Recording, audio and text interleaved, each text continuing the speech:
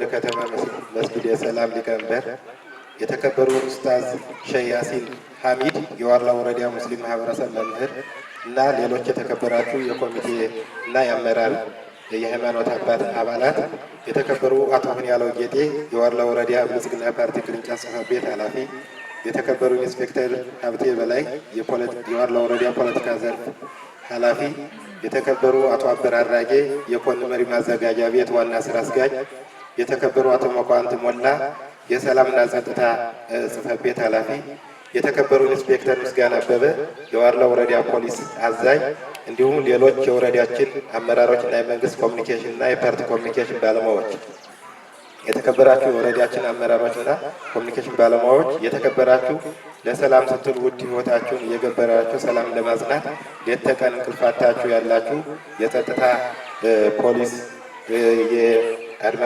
የመከላከያና የሚሊሻ አባላት፣ የተከበራችሁ በወረዳችን የምትገኙ ሙስሊም ማህበረሰብ የመልካም ባህል የመቻቻል እሴት ባለቤቶች እንደ ሰማይ ከዋክብት አሸብርቃችሁና ደምቃችሁ አምሮባችሁና ተውባችሁ የምትታዩ በዚህች በረከት ቀን በረከት ባለው ቦታ የተገኛችሁ የሙስሊም አባቶች፣ እናቶች፣ እህቶች፣ ወንድሞች፣ እንቁ ወጣቶቻችን፣ የዝግጅት ኮሚቴ አባላት፣ ህፃናት እንዲሁም የሃይማኖት መቻቻልና መከባበርን በተግባር ለማሳየት የተገኛችሁ የበዓሉ ድምቀቶች የኦርቶዶክስ አባቶችና ምዕመናን ዛሬ በድምቀት ለሚከበረው የኢድ አልፈጥር በዓል ለማክበር በዚህ ቦታ የተገኛችሁ የሙስሊም ምዕመናን እና ምዕመናን በሙሉ ከሁሉ አስቀድሜ እንኳን ለ1447ኛው የኢድ አልፈጥር በዓል አደረሳችሁ ለማለት እወዳለሁ። አብረን እንድንኖር እያልኩ እንደሚታወቀው ባለፈው ተከስቶብን የነበረውን እኛን የማይመጥንና የእኛን ማንነት የማይገልጽ ሀሳብ በወንድሞቻችን ተከስቶ ወንድሞቻችን በወቅቱ ቅር የተሰኛችሁ ቢሆንም ባደረግነው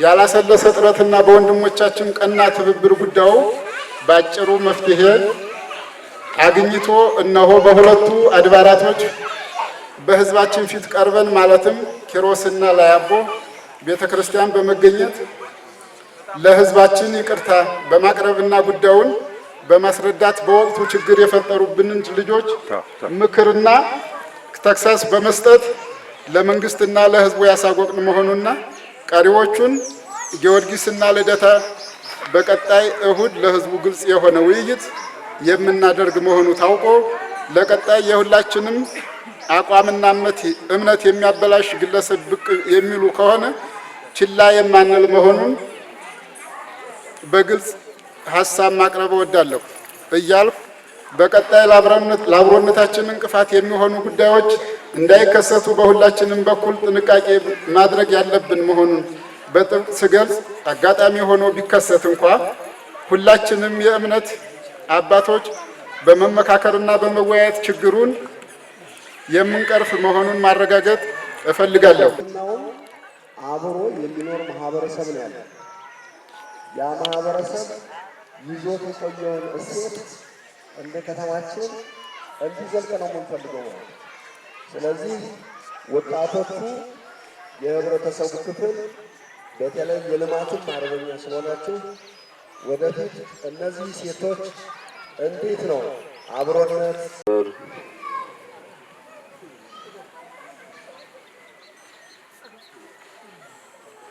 الله أكبر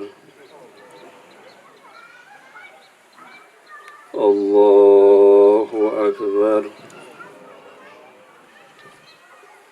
الله أكبر ፈጥር በዓል ለ1447ኛው ለመላው ኢትዮጵያን ሙስሊሞች እንኳን አደረሳችሁ ማለት ፈልጋለሁ። ኢዱ ሲከበር ረመዳንን ወይም ደግሞ የጾሙን ወሩን ሙሉ 30ውን ቀን ሌት በመቆም መስጂድ ላይ በማድረስ ሶላት በመስገድ ቀን ጾመን በመዋል እንዳከበርነው ሁሉ ወደፊትም ይህንን ጾሙ ስለመጣ ብቻ ሳይሆን ጸሎቱና ሃይማኖታዊ ስርዓቱ የሚፈጸመው በቀጣዮቹ ቀሪ ወሮቹም የሚካሄድ ይሆናል።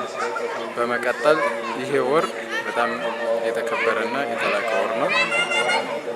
ከአምስቱ የእስልምና አስተምህሮቶች ወይም ማዕዘናቶች ውስጥ አንዱና መሰረታዊው ጾም ነው።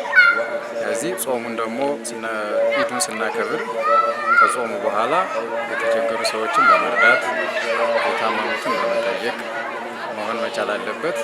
ነብዩ መሐመድ ሰለላሁ ዐለይሂ ወሰለም እንዳስተላለፉት ጾም ከተጾመ በኋላ ዘካ ካልተሰጠ ወይም ደግሞ ለደካሞች፣ ለወላጅ አልባዎች እና ለሌሎች መሳኪኖች መስዋዕት ካልተሰጠ ጾሙ በሰማይ ላይ ተንጠልጥሎ ይቀራል ነው የሚለው አስተምህሮቱ።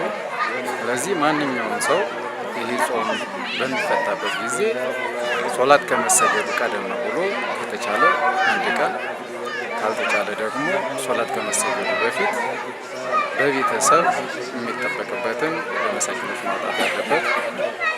በነብዩ ዘመን ሰለላሁ ዐለይሂ ወሰለም ሲደረግ እንደነበረው ለነብዩ ቁና ግማሽ ነው ሲሰጥ የነበረው። አሁን ላይ በዘመናዊ አሰራር ሲሰራ የነብዩ ቁና 1 ኪሎ ተኩል ይሆናል ተብሎ ነው የሚሰራው። ስለዚህ ማንኛውም ሰው 1 ኪሎ ተኩል ለመሳኪን ያወጣል ካለ እህሉ፣ አለበለዚያ ደግሞ በአካባቢ የሚመረት መሰረት አድርጎ ሂሳቡ ተሰርቶ ብሩን ይከፍላል ማለት ነው። 5 ቤተሰብ ያለው ሰው ከሆነ ለ5ቱም ቤተሰቦቹ ጭምር ዘካተል ፊጥሩን መስጠት አለበት። ሰራተኛ ካለው ገበሬም ካለው የሃይማኖት ተከታይ ባይሆንም የዘካተል ፊጥሩን ሰውዬው ማውጣት ግዴታ አለበት ማለት ነው። ይሄ ካልሆነ ጾሙ በሰማይ ላይ ተንጠልጥሎ ይቀራል ተብሎ ነው የሚታሰበው። በመቀጠል ይህን ኢድ ስናከብር የታመሙ ሰዎች ካሉ ቅድም እንደተናገርኩት ቤታቸው ሄደን በመዘየር በሽራቸው በዱዓ በማድረግ ቤተሰቦች ካሉ ወላጆች ካሉ እነሱን ሄደው በመጠየቅ የሚያስከፋ ነገር እንኳን ቢኖር ያን የሚያስከፋ ነገር ከአላህ ነው የመጣው ብሎ ተደስቶ መዋል አለበት። ያለውን ንጹህ የሆነ ልብስ መልበስ አለበት። አዲስ መግዛት የማይችል ከሆነ ደግሞ ድሮ የነበረው ልብሱን በሚገባ አጥቦ በስነ ስርዓት ተደስቶ መዋል አለበት። ጥሩ ነገሮችን ማብላትና መጠጣት እንዲሁም ደግሞ መቀባት እንዳለበት ነው ሃይማኖቱ የሚያስተምረው።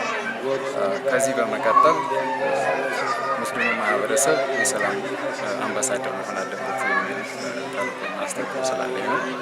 አሁን ያለንበት ሁኔታ ሀገራችንም እንዲሁም ደግሞ በመላ ዓለም ያለው ሰላም እጦት እንዳለ ይታወቃል። ስለዚህ ሙስሊሙ ማህበረሰብ ይህንን በዓል ሲያከብር ለእነዚህ ችግር ለደረሰባቸው ሀገሮቻችን እንዲሁም ለእኛ እንደ ኢትዮጵያ ደግሞ ከገባንበት ችግር እንድንወጣ ዱዓ በማድረግ ጸሎት በማድረግ መሆን አለበት። صحف إبراهيم وموسى الله أكبر ሙስሊም ማህበረሰብ ነዋሪ ነኝ። ሙባረክን በተመለከተ ሙስሊሙ ማህበረሰብ ጎረቤቱን ማህበረሰቡን አብሮነት በአንድ ላይ ክርስቲያን ሙስሊም ሳይል ጎረቤቱን በአንድ ላይ በማህበር የምናከብርበት በዓል